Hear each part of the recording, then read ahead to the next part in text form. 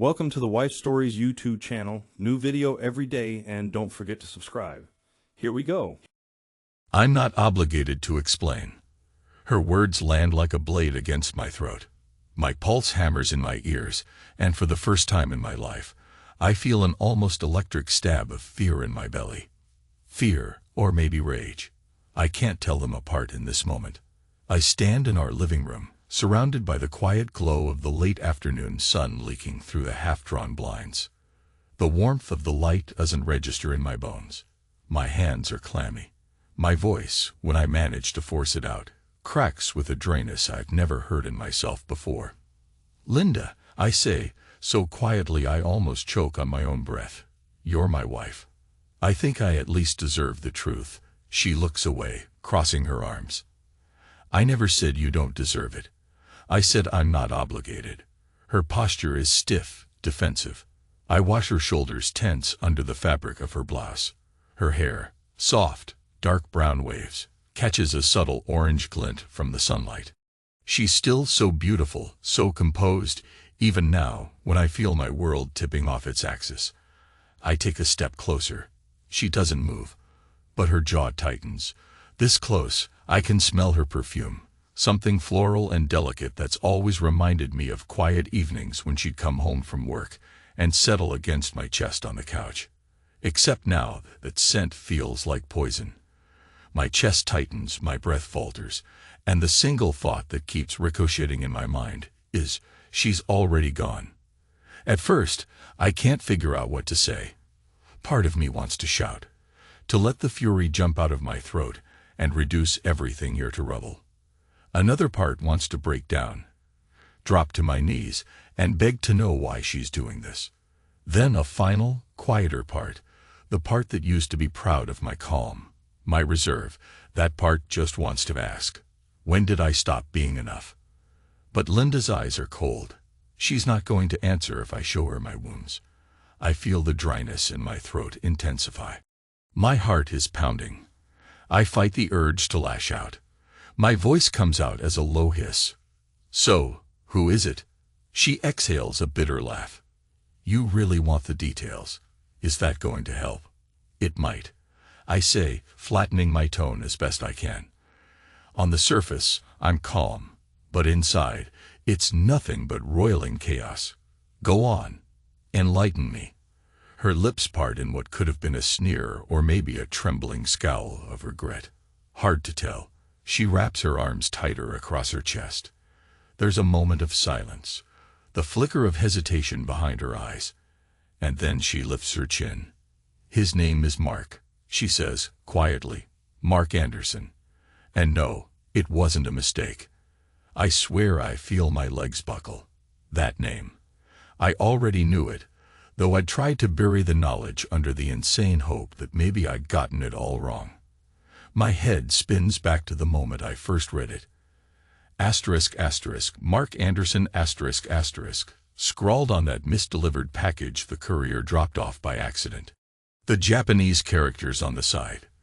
The strange, narrow box that turned out to be a specialized martial arts knife, or something like that. A gift for one of his students. And Linda's last name, my last name, had been written right under his.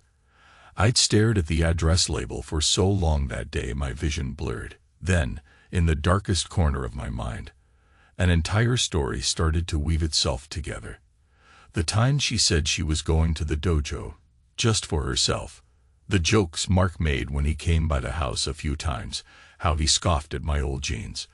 Little needling comments at my expense, but I tried to rationalize it, telling myself, there's no proof, there's no reason to suspect. I trusted my wife, trusted the vows we'd spoken, trusted in love itself. Maybe that was my biggest mistake. "You're sure you want me to keep going?" Linda presses, her voice dropping to a near whisper, "Because this conversation, it won't make you feel better." I swallow hard. The dryness in my throat cuts like sandpaper. I want every word. I don't, but the part of me that's alive on raw adrenaline can't look away. I need to hear it. She unfolds her arms slowly. "He understands me," she begins, And then she speaks the next words with a quiet urgency that tears into my chest, in ways you never even tried. My eyes burn with something akin to tears, though they refuse to fall. And then come the short bursts of panic again, racing through my veins like shards of broken glass. The same question echoes in my mind. Asterisk, asterisk, when did I stop being enough?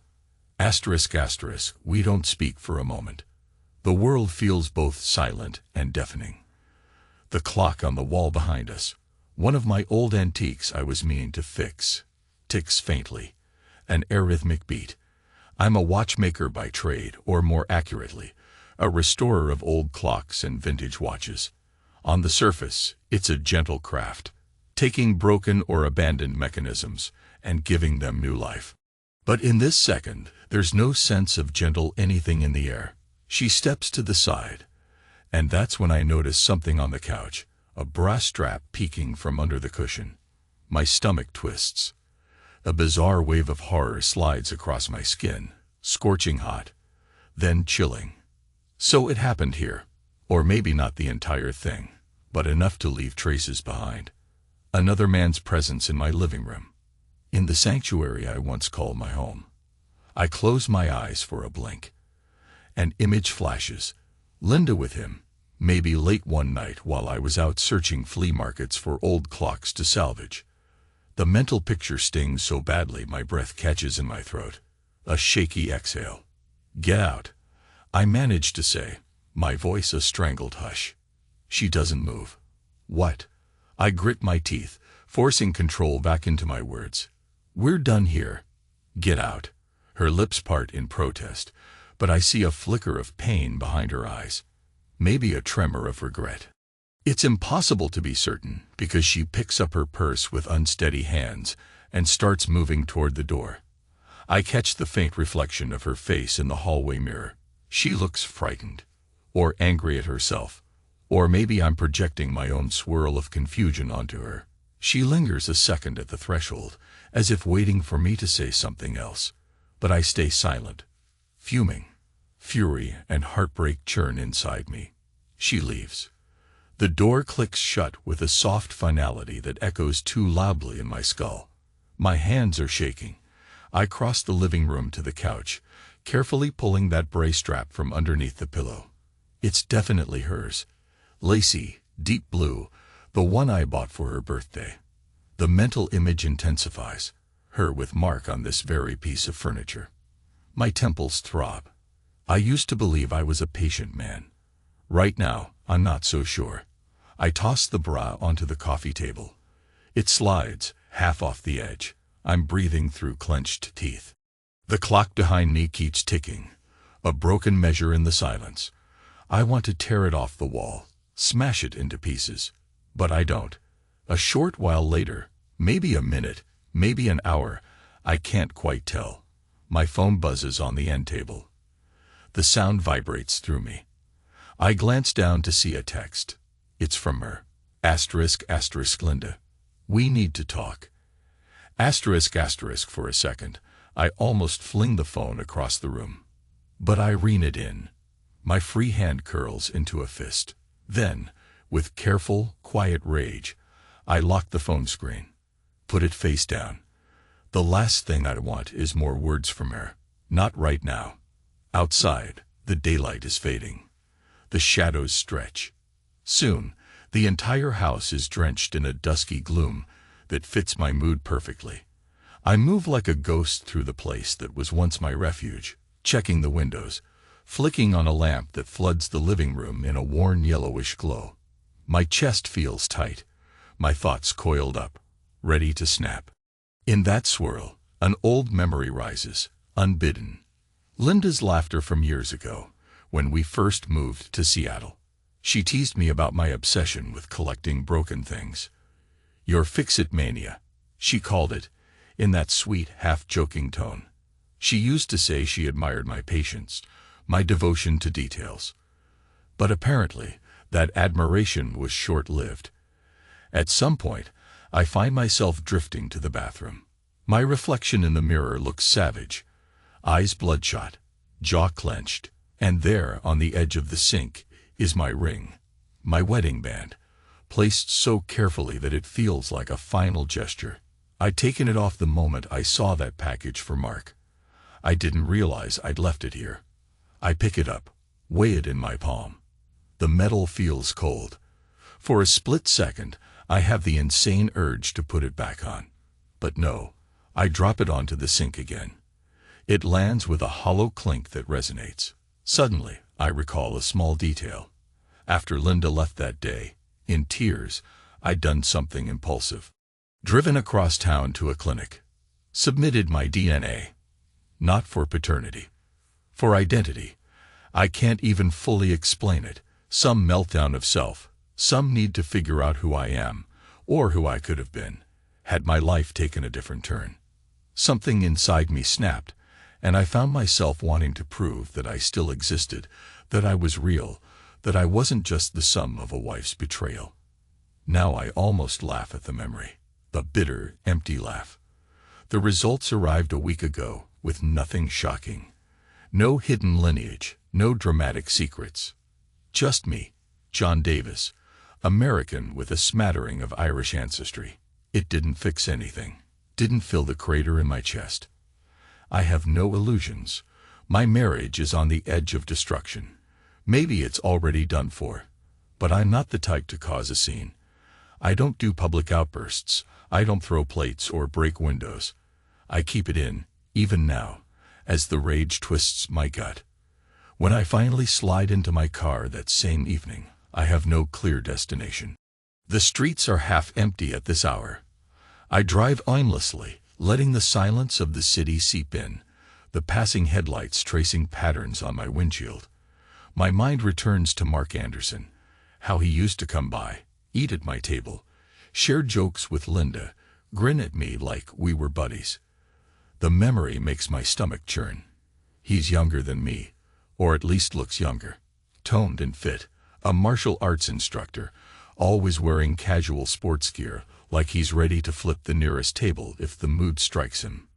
He never said a kind word about my antique clock hobby, just mild jabs, subtle patronizing remarks, cool craft, but a bit old-fashioned, huh? Linda always laughed with him, not meaning to hurt me, maybe, but God, it stung. I park near an all-night diner I sometimes visit for a late meal. The fluorescent lights buzz overhead as I slump into a booth. A tired waitress greets me. I manage to order a coffee, black. My thoughts swirl. Sipping that coffee, I brood over the day the courier mixed up the packages. Linda had told me to expect something she ordered. She was vague. Just some stuff for the house. Instead, the courier hands me Mark's box. Taped up but partly torn. I notice the name. Mark Anderson. I see Linda's name, too. Her maiden name in parentheses, on the same label. Addressed to this house. My house. My throat had closed up then.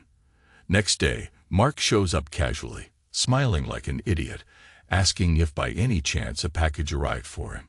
I remember the forced, polite nod I gave, the lead weight in my stomach. Linda was near the door, looking strangely tense, no words leaving her lips. Mark said something about a special knife for a student. A hush fell between us. I gave him the box. He left with that swagger. Linda avoided my eyes. That was the day I stopped wearing my ring. Now, in the diner, I grip the coffee cup until my knuckles ache. The humiliation bleeds through me. There's no other word for it. I feel humiliated. As a husband, as a man. The betrayal claws at my pride, my sense of worth. I down the rest of the coffee in a gulp that scalds my tongue, then leave. That night, I barely sleep. My mind churns with half-formed nightmares. I see Linda's face melding into Mark's sly grin. I see the bra on the couch. I see the clock on the wall ticking in irregular pulses. I wake up drenched in sweat. In the morning, sunlight spills across the bedroom floor. I sit up, muscles stiff, head pounding. The bed feels far too big, too empty. Linda's been spending nights in the guest room, or she's not here at all. Maybe she's at Mark's place. The thought stabs me, but also ignites a slow, cold burn of determination in my gut. After I wash up and dress, I notice I'm wearing an old pair of jeans, the ones Mark teased me about. I used to laugh it off, but right now I cling to the rebellious satisfaction that if he hated them, well, that's one reason to keep them on. I head out to my workshop, my little haven, stacked with half-fixed cuckoo clocks and battered wristwatches waiting to be restored. I try to lose myself in the routine, sorting tiny gears, polishing watch faces, meticulously adjusting the internal mechanisms. Usually, this calms me, but today my hands are unsteady. My mind drifts. I keep replaying Linda's voice. He understands me in ways you never even tried. Asterisk asterisk never even tried. Asterisk asterisk. The words burrow under my skin, fueling a mixture of self-blame and defiance. I know I wasn't perfect, but I believed we had time to fix whatever cracks formed. I thought she was happy, or at least content. If she needed more excitement, she could have told me. We could have found a way. But now it's too late. A few days pass in tense silence. Linda is in and out, collecting her things, avoiding real conversations. Each time she sees me, her eyes dart away, or she tries to make an excuse about a phone call. We circle each other like strangers in the halls. One evening, I'm sorting through old letters and photos in the living room. I place them neatly on a shelf near my broken clocks. I have this compulsion to keep everything in order, as if by organizing the physical space, I can somehow restore balance to my life. Out of nowhere, Linda slips in, silent. She looks at me with haunted eyes, like she's searching for a trace of the man she married, or maybe checking if I've become a monster. She tries, in a stuttering whisper, "John, I'm sorry." I let out a short laugh that sounds more like a cough. For what, exactly? For the affair, or for telling me? Or for the times you let him eat dinner here while he mocked my life's work? Which is it? She flinches. I see the guilt flash in her eyes. I know I hurt you. I stand, carefully, and place the old watch I've been polishing onto the table. Hurt doesn't begin to describe it. A pause. She takes a breath, glances at my hands. I never meant for it to go this far. It started as, I just wanted to feel something new. Congratulations, I say, voice low, each syllable dripping with bitterness. You succeeded. You got yourself something new. I hope it was worth it. She steps forward, as if to reach out. John. I hold up a hand to stop her. My voice seethes with a calm, venomous edge. Don't. You don't get to come close now. Not after everything. She dropped her gaze. The air thickens between us. My heart races, but my expression remains cold, controlled. I watch her frustration grow. She expected me to be the gentle John, the man who forgives easily, maybe the man who begs, but I'm done begging. Something inside me, some primal, protective force, has taken the reins. She finally gives a faint nod. I need time, she whispers. I need to figure out what I really want. My throat tightens. Yeah, go figure it out. She hesitates at the door. Part of me thinks she'll apologize again, maybe say she loves me, or ask for a second chance. But she doesn't. She leaves, and the quiet that remains is suffocating. Time crawls. I lose track of the days. I pour myself into the workshop, skip meals, forget to shave. My reflection in the small metal mirror above my work table shows a gaunt face, shadowed eyes. The only respite I find is in the meticulous process of taking a broken watch apart, cleaning each gear, measuring each pivot point with my magnifying loupe, then assembling it anew so it ticks with perfect precision. If only I could do the same for my soul. Occasionally, an image intrudes. Linda, pinned against the wall by Mark's strong arms, or Linda arching her back on the couch while I grip my pliers so hard my fingers go numb. Eventually, I decide I need more than just routine. I need clarity. My mind is full of illusions, like maybe, if she comes back, I'll forgive her, or maybe I'll throw her out. Or maybe I should do something else entirely. I feel weak, powerless, despite the fury. Then Mark steps back into my life, brazen as ever. One afternoon, I'm closing the workshop when I see him leaning against a neighboring building, arms folded across his chest, a smug half-smile playing on his lips. My veins flood with adrenaline. I walk up, fists tightening. "You lost?"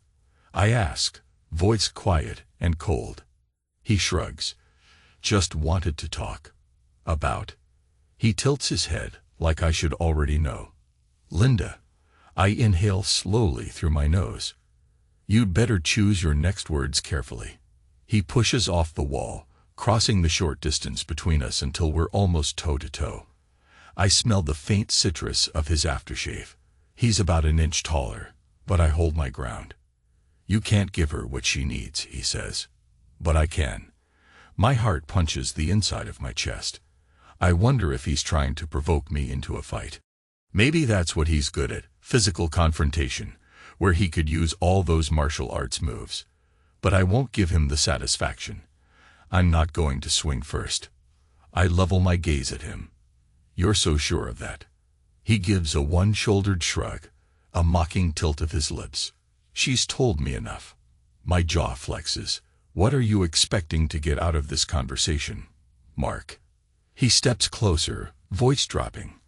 "I want you to let her go. Officially." A bitter laugh escapes me. "Let her go. She's not my prisoner." He looks me up and down. "She's got a conscience, you know. She feels guilty. That's what keeps pulling her back. If you really love her, let her walk away clean." My grip on the strap of my bag tightens, knuckles white. "You want me to make it easy for her?" "For you." He doesn't answer immediately, just watches me with that self-assured glint in his eyes. I want to rip that smugness off his face. Instead, I exhale, forcing a calm I don't feel. "You think you know Linda," I say quietly. "You think she's a trophy for you to wave around. You have no idea who she is, and you sure as hell don't know me." He smirks. "I'm not afraid of you, old man." It hits me like a punch in the gut. The condescension, the fact that he's not that much younger, but acts like I'm some relic. A swirl of hatred and humiliation floods my throat, scorching, but I keep my stare ice cold. "Funny," I say, voice smooth as glass, "because you look scared to me." He bristles. "I'll be around," he says, ignoring my jab. Then he turns and walks away. I watch his retreating back, a storm raging inside me. Let her go. The gall of him. I turn and march back to my car, thoughts spinning darkly. Days later, Linda returns. She tries to talk, tries to break the ice with some half-hearted small talk about finances, about dividing property. My responses are clipped, each word laced with quiet venom. She tells me she's going to file for separation. I nod, as if I couldn't care less, but I see tears tremble in her eyes. Even that doesn't stir pity in me. I've walled my heart behind a fortress of bitterness, and I feel a twisted sense of relief in letting the rancor consume me. "John," she says, tears smudging her mascara, "why are you acting like this?" I give a low, scornful chuckle. "Acting like what?" "Like you don't care," she whispers. I meet her gaze, my voice dropping to a near growl. "I'm done letting you see my pain." She stands there, searching my expression, maybe looking for a sign of the gentleman she once knew. But I keep my face carved from stone. And in that moment, I see something shift in her eyes. She's realizing I won't chase her, won't beg. Maybe that stings her pride. Or maybe a part of her is relieved. She says nothing more.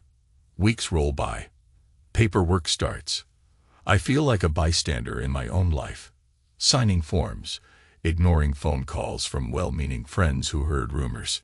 The only solace I find is in an old grandfather clock I'd been meaning to restore for months. I devote every spare hour to sanding, polishing, realigning the intricate gears. Each step is methodical, exact, unlike the chaos of my personal life. Then one evening, Linda shows up unexpectedly. Her hair's a mess, eyes red-rimmed.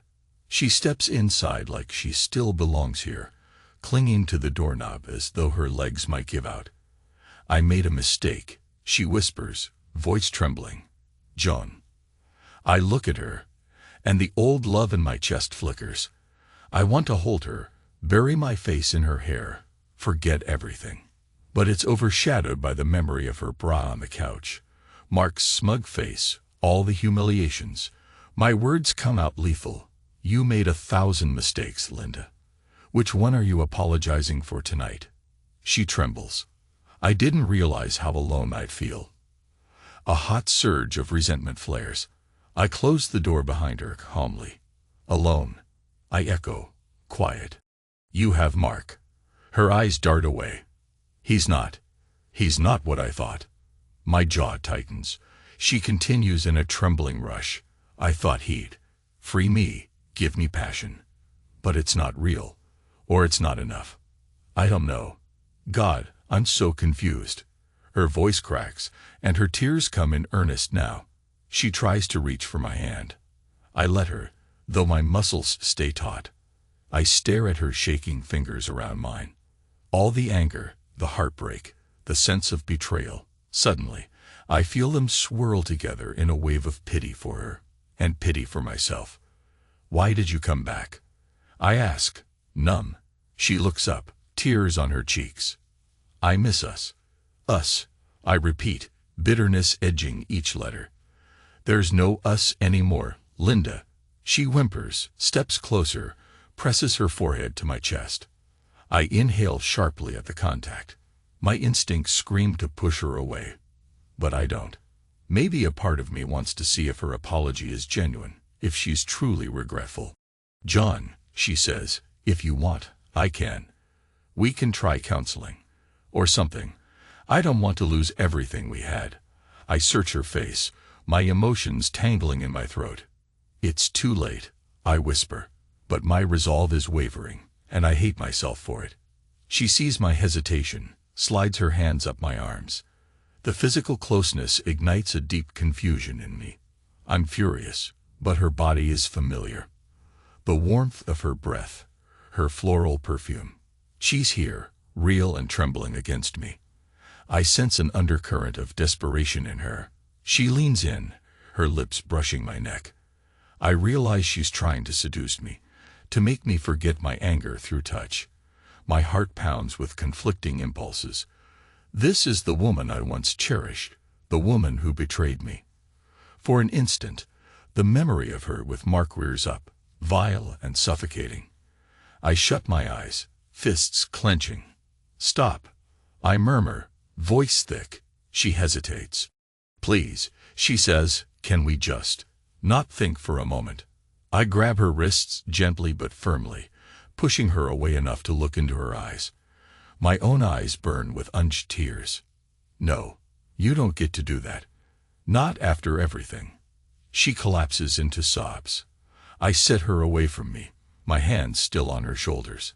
If you truly regret it, I say through clenched teeth, then you have to live with that regret. I'm not your cure. She tries to speak, but words fail. I quietly guide her to the door, open it. The night air seeps in. We stand there a moment, our raw tension crackling in the silence. John, she gasps, voice ragged. I'm so sorry. Yeah, I answer softly. So am I. She leaves. In the aftermath, I'm left trembling with a mixture of rage, desire, sorrow, pity. I realize I hate her for making me feel all of it at once. I punch the doorframe. Not too hard, but enough to bruise my knuckles. The fleeting pain distracts me. The next few days pass in a blur. I throw myself into my workshop, and for a while, the old clocks seem to offer me a silent companionship. I line them up on the shelves, each broken face telling a story of lost time, each waiting for me to resurrect them. It's bittersweet. I can fix these clocks, but I can't fix what was broken in my marriage. Then an idea takes root in my mind. It starts as a faint, maddening itch. Some part of me is done with passively letting Linda and Mark waltz around me. Done being the cuckold who quietly polishes gears while his life crumbles. I need closure, or maybe vengeance. The day Mark told me to let her go flits across my memory. His arrogance, his certainty that I'd just fade away. I want to show him something else. That night, I carefully pick out the old watch Mark once ridiculed at a dinner party. He'd call it a piece of junk. Ironically, it's one of the more valuable collector's items I own, just in need of a thorough restoration. I spend hours in silence, meticulously polishing each gear, each tiny screw. The watch face soon gleams with a luminous sheen. On the back plate, I engrave a small, merely invisible mark, a single letter L, Linda's initial, hidden away. I'm not sure why I do it, maybe a twisted sense of irony. The following evening, I call Linda. She picks up on the second ring, voice tentative. "John, I have something for Mark," I say flatly. "A gift." She's quiet for a moment. Then, in a careful tone, "You what?" "I'd like him to have a certain watch," I continue. "Antique. Thought it might amuse him." Her breath catches. "Why are you?" "Because I'm a generous man, Linda," I say, letting an undercurrent of venom color my words. "Just set a time. I'll bring it by his place." She hesitates then. "He might not. I'm sure he'll be interested. Tell him it's a peace offering. I want to settle this like adults." I hear her exhale, confused. "All right. I'll talk to him." We arrange for the following day. As soon as I hang up, I feel my pulse roaring. I can almost taste the tension. The next afternoon, I find myself at Mark's door. It's a modest apartment complex, nothing fancy. Linda's car is parked outside. I knock, watch in a small padded box tucked under my arm. The door opens, and Mark stands there, looking wary. Linda is just behind him, arms folded across her chest, eyes flicking between us. "You came," Mark says, guarded. I give a thin, neutral smile. "I did." He gestures for me to step inside. I walk in slowly, letting my gaze sweep across the living room. Minimal furnishings, a few martial arts trophies on a shelf. The place smells of leftover takeout and men's cologne. Linda stands to one side, her posture tense. She can't meet my eyes for more than a heartbeat. Mark glances at the small box in my hands. "So," he says, "you said you had something for me." I open the lid, reveal the restored watch. It glints under the overhead light. For a second, Mark's eyes flicker with genuine surprise or curiosity. "It's about a century old," I say quietly, "but it works like new. I restored it myself." He lifts his gaze to mine. "You want me to have it?" I nod. "Consider it a—" I pause, carefully placing the word, "token of goodwill."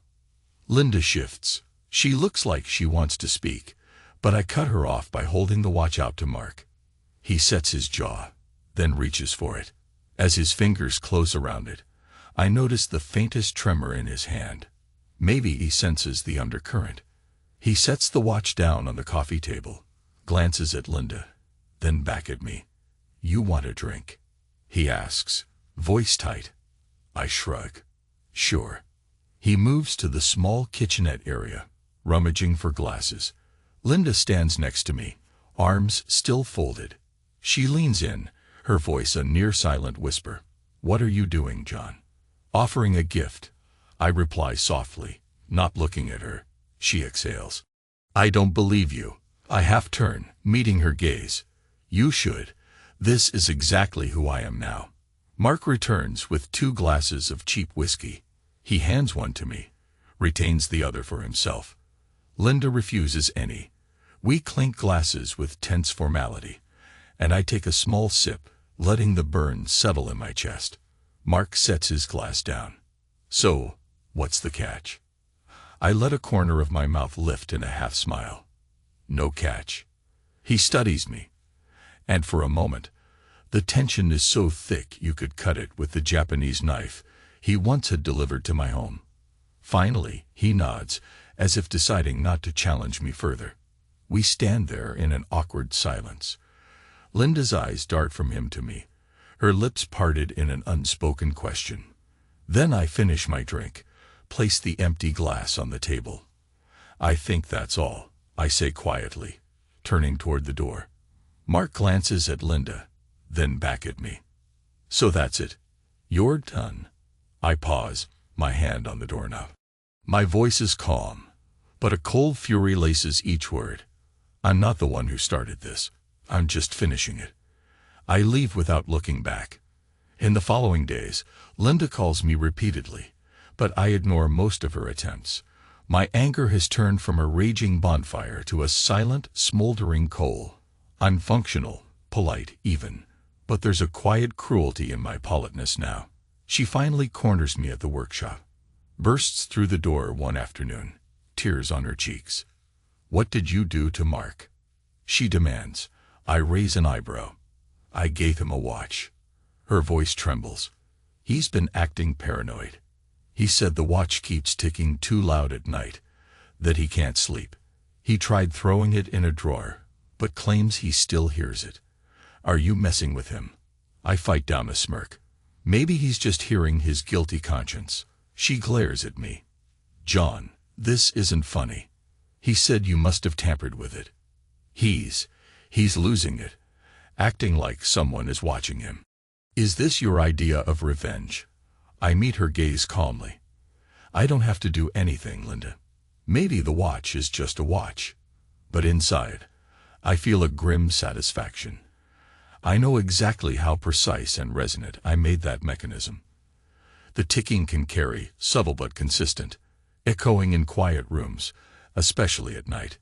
If Mark's mind is already uneasy, that persistent tock-tock-tock might feel like it's drilling into his skull. I lean forward, my voice gentle but laced with venom. If he's bothered by a simple ticking sound, that's not on me. That's on him." She exhales shakily, tears sliding down her face. "This is cruel." I tilt my head. "Why?" "Because you can't stand to see him unravel. Or because you finally realize I'm not the meek old watchmaker you assumed." She presses her hands over her eyes. "I never asked for any of this." A bitter laugh escapes me. "You sure? I remember you telling me you needed excitement, novelty. Isn't that what you found?" She lowers her hands, her cheeks stained with mascara. "I wanted. I don't even know anymore. I thought Mark would help me break out of a rut. But..." She stops, shuddering. "I just want this to end. Then maybe it's time you both accept the consequences of what you started." She looks at me like I'm a stranger, mouth parted, no words coming. Finally, she shakes her head, turns, and leaves. For a while, I continue about my life. I wake, I restore clocks, I eat dinner alone. The next major event arrives when Linda calls me late one night. I'm in bed, staring at the ceiling, fighting insomnia. My phone lights up. "Linda." Against my better judgment, I answer. She sounds frantic.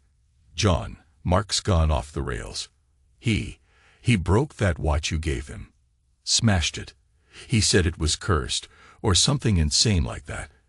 And then he flew into a rage. I'm worried he might hurt somebody. Maybe me. Please, help." I sit up in bed, my heart pounding with an odd sense of grim satisfaction. "That watch was worth a fortune," I say evenly. She lets out a shaky sob. "That's what you're worried about? God, John, please. He's coming here soon. He's furious. He thinks you set him up, that you're mocking him." I close my eyes, the weight of everything pressing in. "I'm done being a punching bag, Linda." She's sobbing now. "He threatened to show up at your place, hurt you. You need to be careful." A slow exhale leaves my lips. I realize that I'm not scared. I welcome the confrontation. "Let him come," I say quietly. "I'll be waiting." She tries to speak, but I hang up. My blood is surging with a calm intensity. I stand, head to the kitchen.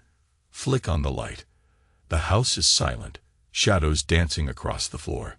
I find myself picking up that Japanese chef's knife Linda once purchased. No, wait, the other one from Mark's package. She never returned it. I'd kept it in a drawer, a reminder. I test its edge on my thumb. Sharp. I set it on the counter. My mind whirls. I don't want to kill them. That's not in my nature. But I won't cower. Minutes tick by. Each second feels like an hour. I think of my old father, how he taught me to stand my ground, how he said dignity is a man's greatest shield. I've lost enough already. My pride, my sense of security. I won't lose my dignity. Finally, there's a pounding at my door. I open it to find Mark, eyes wild, fists clenched. He's wearing a hoodie, his hair disheveled. He looks like a man who's slept too little and fumed too much. You? He snarls. You think you're so clever. I step aside. Come on in, I say, voice unnervingly steady. He steps over the threshold, scanning the dark living room. Where is it? The Dan watch. Linda said I could find you here with it. My lips twist in a half-smile. You smashed it, remember? He storms forward, tries to shove me. I brace myself, stumbling back a step, but keep my balance. His face is inches from mine, hot breath on my cheeks. You messed with my head, he accuses. What did you do to that watch? I let silence stretch, a cold tension. Then, I just made sure it kept perfect time. He curses, draws back his fist. But he hesitates, glancing around like he's uncertain. I see the flicker of doubt in his eyes. I lower my voice, each word measured.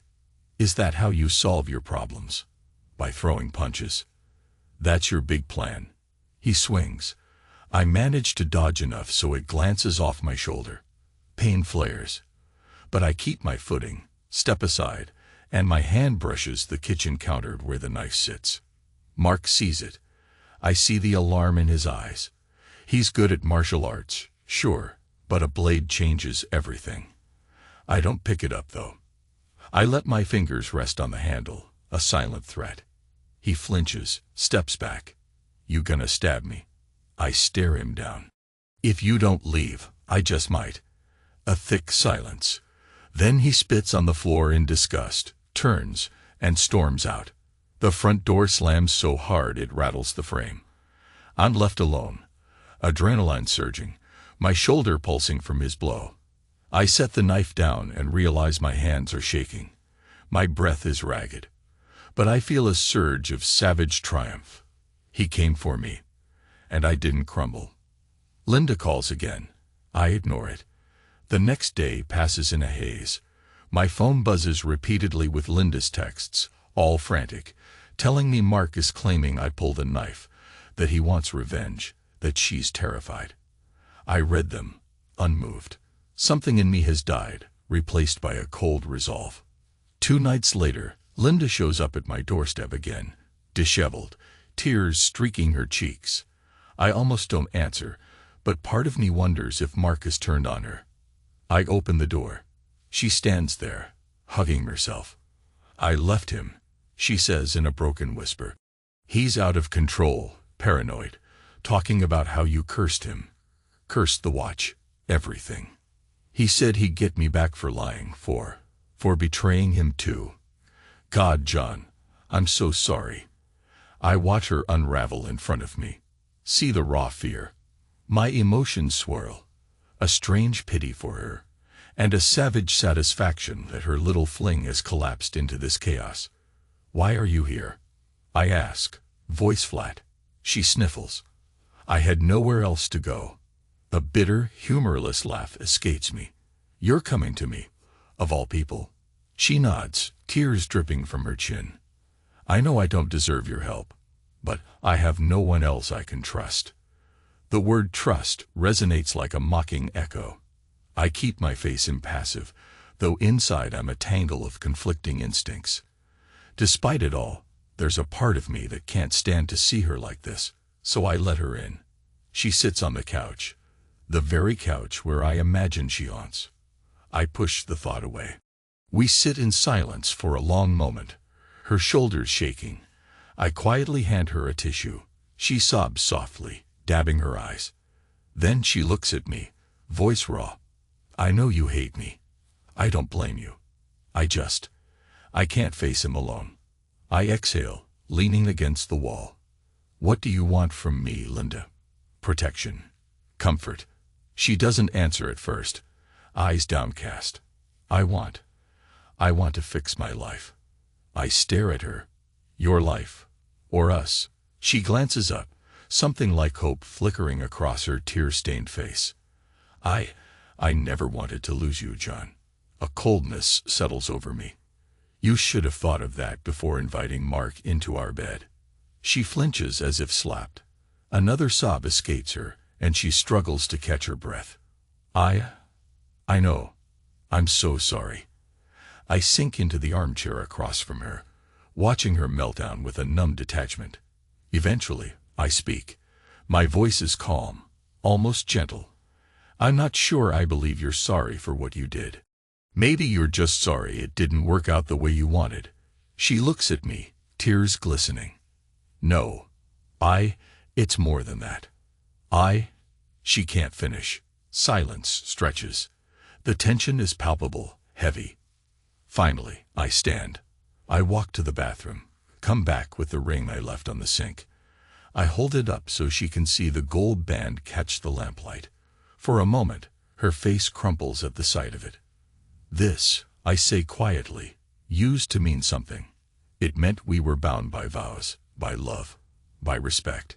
She closes her eyes, fresh tears sliding down. I toss the ring onto the coffee table. I can't wear it. Not now, not ever again. She makes a small sound of heartbreak.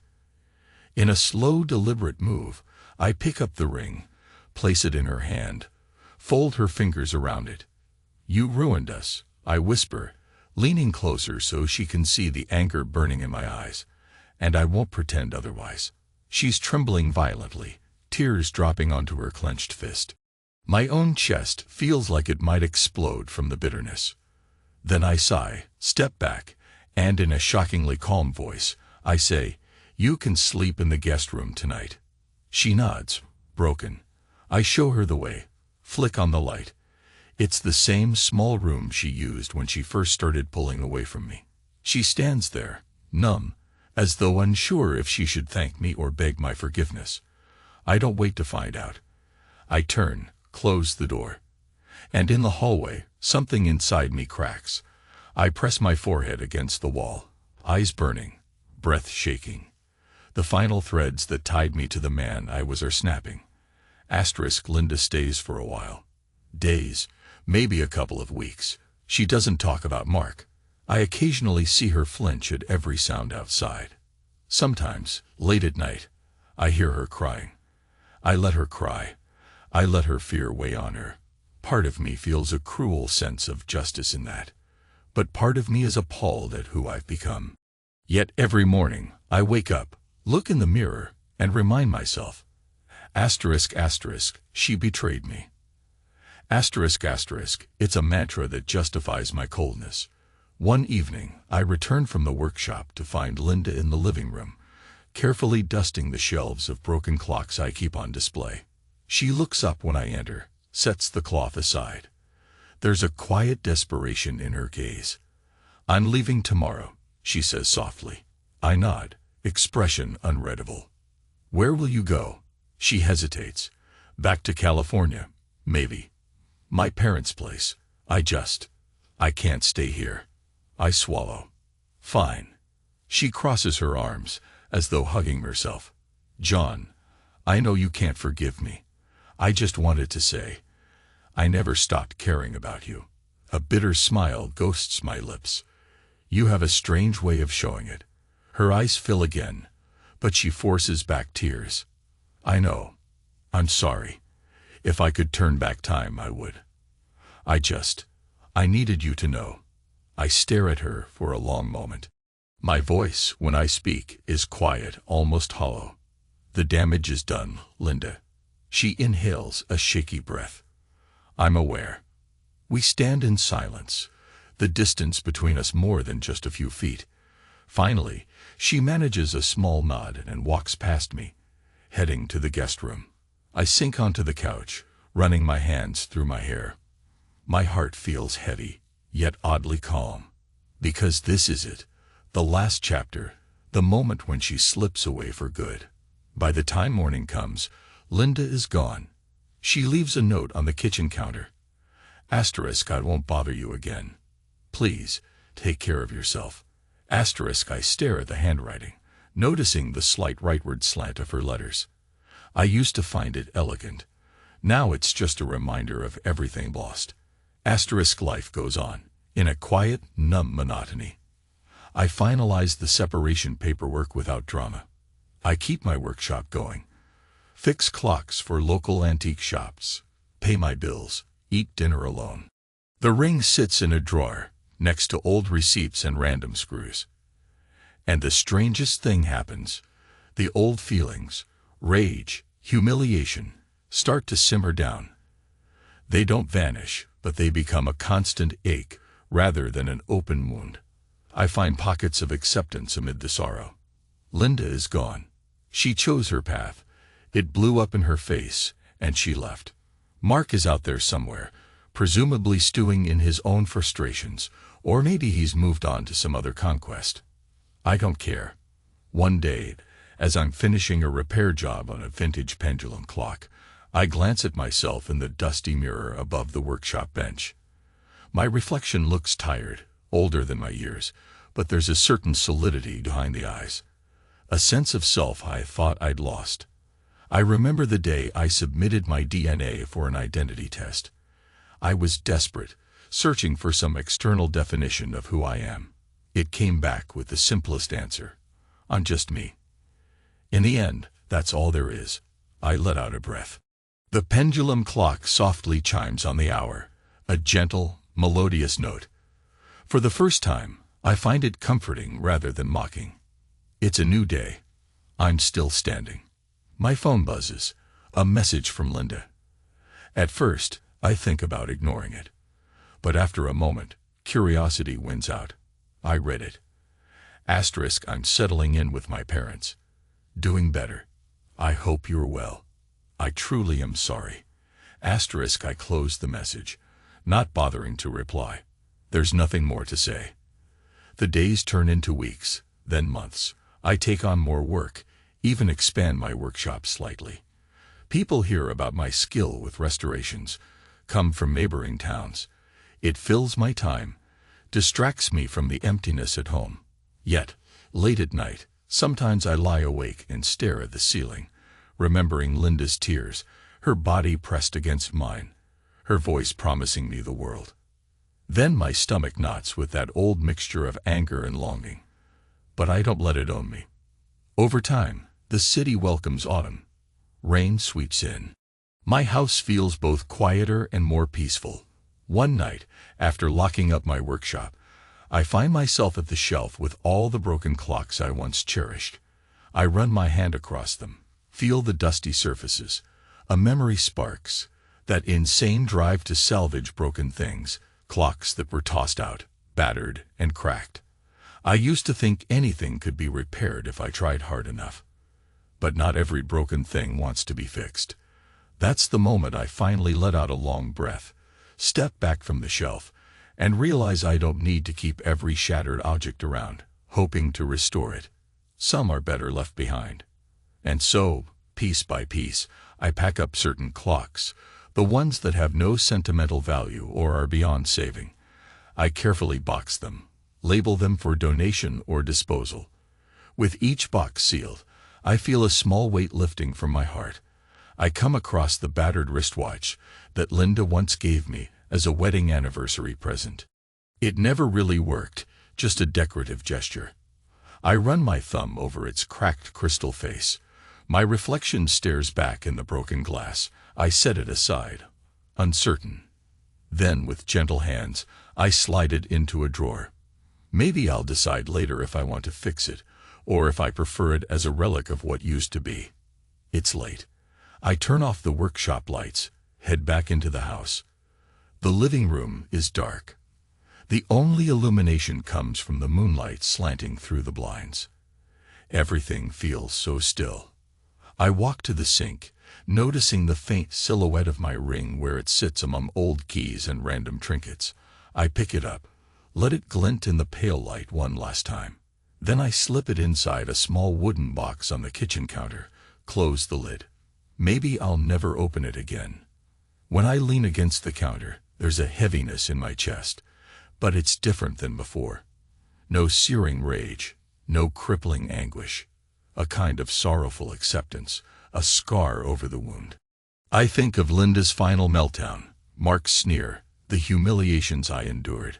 I wonder if I'm weaker or stronger for how I handled it. The truth is, I'm both. I was weak, a man undone by betrayal. And yet in that weakness, I found a new edge of cold, implacable strength. The silence in the room wraps around me. There's no more shouting, no more desperate tears, no clock ticking that I can't handle. I can feel the weight of it all, but it doesn't crush me. I'm still here. I'm still breathing. I don't know if that's closure. Maybe there's no such thing. But I do know I'm not the same man who used to cling to illusions. Something in me died, and something else took its place. And so I stand in the dark, letting the quiet fill my lungs. No ring on my finger, no illusions in my heart, just the steady beat of my own pulse, loud in my ears. Sometimes the loudest noise is silence. And now, I keep that silence with me, this stark, heavy calm that speaks louder than any scream she ever gave. That's all I've got left, and it's enough.